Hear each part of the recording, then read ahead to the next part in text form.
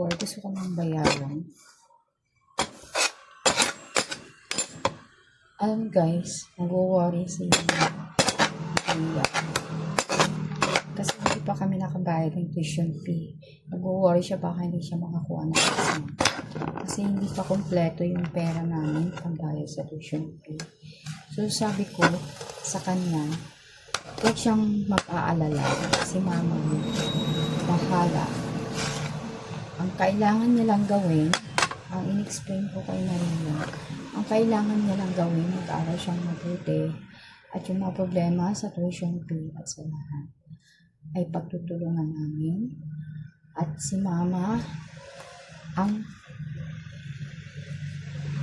mamumroblema dun sa tuition fee. Basta mag-aral lang siya. Yun lang ang mag-aral lang po siya. Huwag na niyang problemahin yung tuition fee kasi si mama ang dapat mamumroblema. Kasi si kuya niya ang pinapaaral naman niya sa nila, tinutulungan naman siya. Meron naman siyang discount sa school. School naman siya. Kasi swerte ko ngayon mag-aralin niya sa school ni kuya. Napaka-understanding ng mga teacher tsaka ng school. So ngayon, hindi ako na problema kay kuya tapos may allowance naman siya natatanggap. So yung allowance yung pagkakagawa. So ngayon, sabi ko huwag na siya problema sa tuition fee. Ako na lang may mamroblema doon. Basta gusto ko lang mag-aaral siya ng mabuti. At natutuwa naman ako kasi pinakamataas ng grade is 99. Tapos medyo marami din siyang 9 na grade. Kaya talagang sinisikap ko na makapag-aral siya. Dahil alam ko masipag siya mag-aral. Sipag talaga siya guys mag-aral. Kaya hindi ako nahihinayang mag-aaralan siya.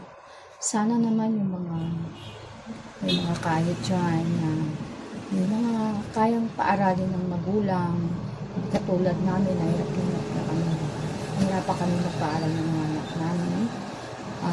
Sinisikap namin na magtipid, lahat ginagawa namin para makapag-aral. Sana naman dyan yung mga kayang paaralin ng magulang, yung sa mga kabataan ay mag-aral kayo ng mabuti hanggat kaya kayong paaralin ng mga magulang nyo.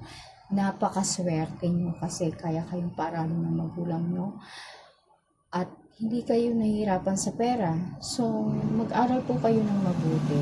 Huwag mong sayangin yung pagkakataon na kaya kayong paaralin at para naman yun sa inyong kinabukasan. Unahin nyo na yung pag-aaral nyo bago ang lahat.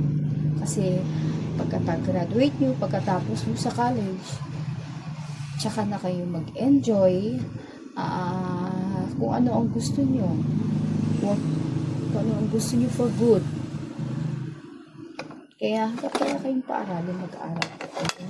Kasi yung anak ko, nag-apply siya marami siyang in-applyan na scholarship, pero hindi po talaga siya nakapasa. Hindi ko alam. Ang sinasabi kasi kulang yung mga requirements. Hindi ko alam. Ayaw ko na magsabi kasi baka may masabi na naman ako. Yun lang. Pero ginawa naman ng anak ko lahat para makompleto yung mga requirements.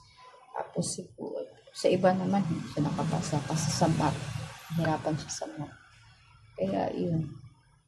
Kaya, mag-aral po kayong mabuti, mga kabataan, na kaya kayong paaralin. Ito ay para sa kinabukasan mo. Dahil sa huli, hindi na kayo pwedeng umasa sa magulang nyo. Kasi, matanda na kayo. So, kailangan nyo talaga mag-aral ng mabuti para makahanap ng maayos at magandang trabaho at marangal na trabaho. At yun lang. Guys, thank you for watching. napakaswerte nyo kung napaaral nyo ng mabuti yung anak nyo dahil kayang-kaya nyo silang paaralin. Ito ako ginagawa ko, tipid-tipid. Magtitipid para makapag-aral ang anak ko. Hindi ko muna binibili yung mga gusto ko. Yung mga personal ko, hindi ko nabibili. Pati tsinelas ko nga, hindi ko nabibili. Inuuna ko muna yung tuition fee. Sabi ko, bibili na lang ako pag bakasyon na, pag wala ng pasok. So ngayon, December, first semester niya, eto, malalagpasan na namin ang first semester kahit mataas ang tuition fee.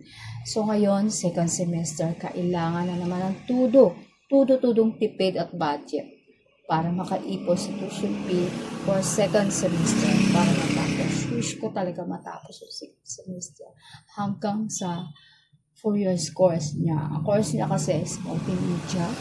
Multimedia ang course niya na may kasamang animation. Kasi yun yung gusto niyang course, yung animation. Ang animation kasi di namin kaya talaga yung tuition fee. So ngayon, ang kinuha na lang niya is multimedia. Pero yung multimedia, marami nang kasama yun. Halo-halo, mix na yung mga course doon. Merong animation na kasama. So, iba-iba. So, maganda din yun kasi marami siyang, pag kailangan niya ng trabaho, marami siyang mapasukan na work kasi marami na siyang alam. Pero bata pa lang siya, 11 years old, marami na po siyang alam. Si Maria, marunong na siya mag-edit, marunong na siya sa computer, marami po siyang alam. Kaya hindi po ako nanghihinayang na paaralin siya at hindi ako nanghihinayang na magtipid, mag-budget at huwag mo nabili ng mga personal na bagay na kailangan ko sa sarili ko. Inuuna ko muna yung tuition fee. Makakaraos din. Balang araw, makakaraos din. Ang mahalaga kasi makapag-aral sila para makapagtrabaho sila ng marangal at maayos at magandang trabaho. Marami silang at para marami silang alam about sa job. Thank you. Please like and subscribe. Thank you mga subscriber ko at sa lahat ng mga nanonood.